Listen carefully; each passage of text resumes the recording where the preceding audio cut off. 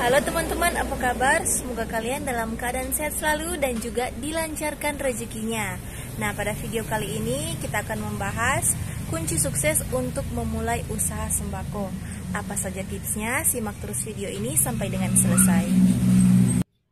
Usaha sembako adalah usaha yang tidak lekang oleh waktu. Bisa juga dibilang usaha sembako adalah usaha yang sangat menjanjikan. Karena kenapa? Karena produk yang dijual adalah kebutuhan sehari-hari. Tingkat permintaan terhadap sembako tidak akan pernah menurun. Oleh karena itu, peluang usaha sembako akan terus tinggi. Bahkan pada momen-momen tertentu, teman-teman bakal berhadapan pada peningkatan permintaan pasar yang cukup drastis.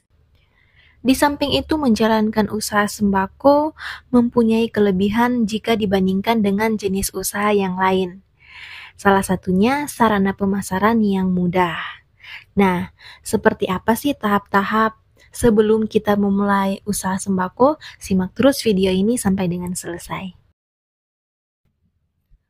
Tahap pertama yang harus dilakukan sebelum memulai usaha warung sembako adalah tentukan tempat dan lokasi warung sembako. Sebagai awalan, teman-teman tidak perlu menempati tempat berjualan sembako yang besar. Teman-teman dapat memanfaatkan lahan kosong di depan rumah teman-teman. Nah, sebagai kunci juga di sini teman-teman, untuk menentukan tempat, teman-teman harus memperhatikan beberapa hal berikut. Yang pertama, lokasinya harus strategis.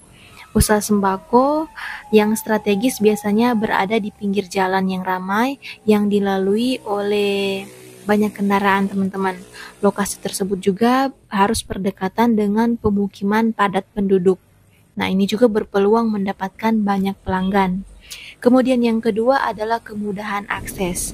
Pastikan lokasi usaha mudah diakses oleh pelanggan, seperti dekat dengan jalan raya utama, fasilitas transportasi umum, dan juga memiliki area parkir yang luas. Kemudian untuk tahap yang kedua adalah membuat rincian modal warung sembako. Ini bertujuan untuk mengetahui berapa modal yang dibutuhkan untuk memulai usaha ini. Rincian modal ini dapat membantu dalam menentukan langkah-langkah awal memulai usaha ini. Contohnya biaya tempat atau biaya sewa. Kemudian biaya untuk membeli barang atau stok barang di awal. Lalu ada biaya operasional, contohnya listrik.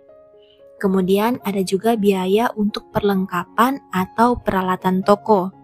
Contohnya lemari etalase, ada juga meja, kursi, timbangan, gunting, dan juga kulkas. Kulkas atau showcase lemari pendingin untuk minuman. Nah, ini juga membutuhkan biaya. Nanti untuk pembagiannya tinggal teman-teman sesuaikan dengan modal yang teman-teman punya. Berapa untuk perlengkapan, berapa untuk membeli produk-produk barang yang akan dijual. Seperti itu. Setelah menentukan lokasi usaha dan membuat rincian modal yang dibutuhkan, tahap yang ketiga adalah mencari distributor atau supplier untuk barang-barang yang akan dijual di warungnya teman-teman. Tips dari saya, untuk menyetok barang pertama kali ya, untuk mengisi warung sembako teman-teman di awal itu, belanjalah dulu di toko grosir terdekat. Toko grosir yang sekiranya itu paling murah ya di daerah teman-teman.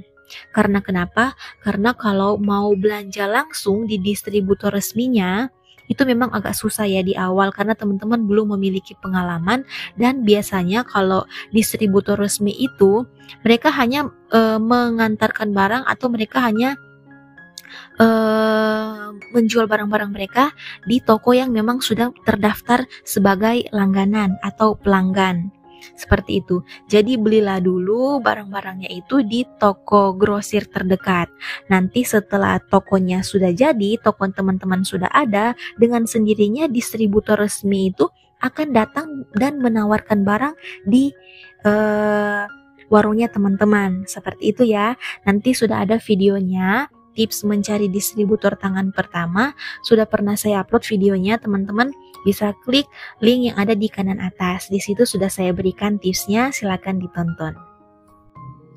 Kemudian untuk tahap yang keempat adalah lakukan analisa kompetitor.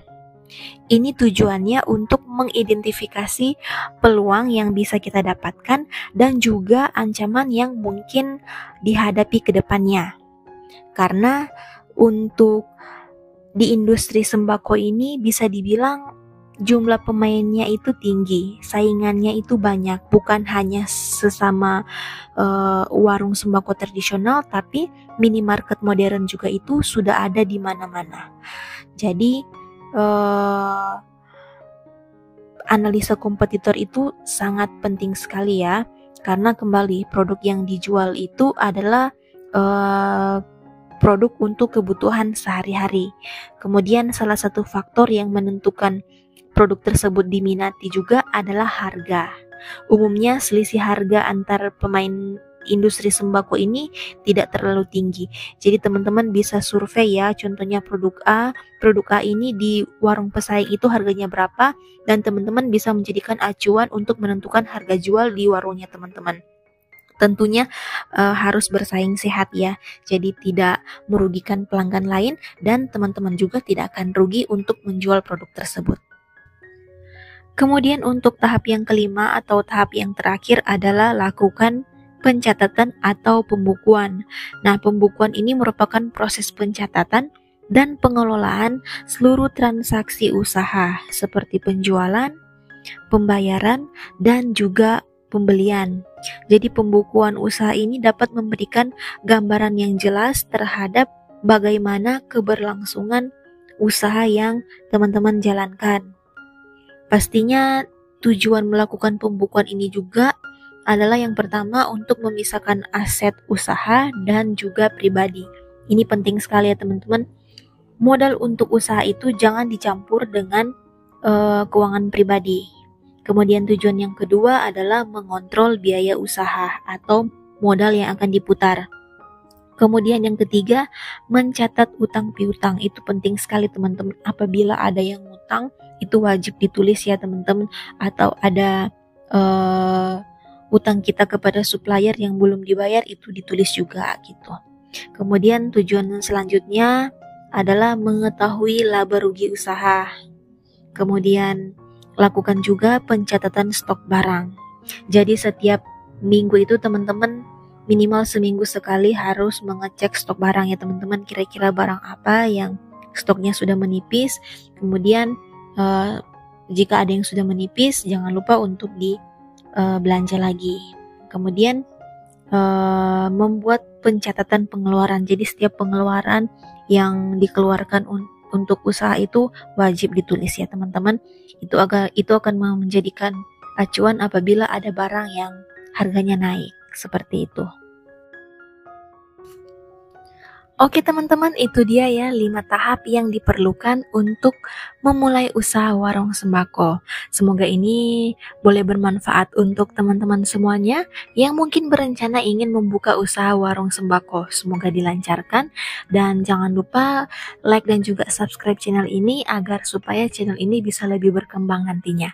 Jika ada pertanyaan, silakan teman-teman tuliskan di kolom komentar, nanti akan saya jawab satu persatu. Terima kasih.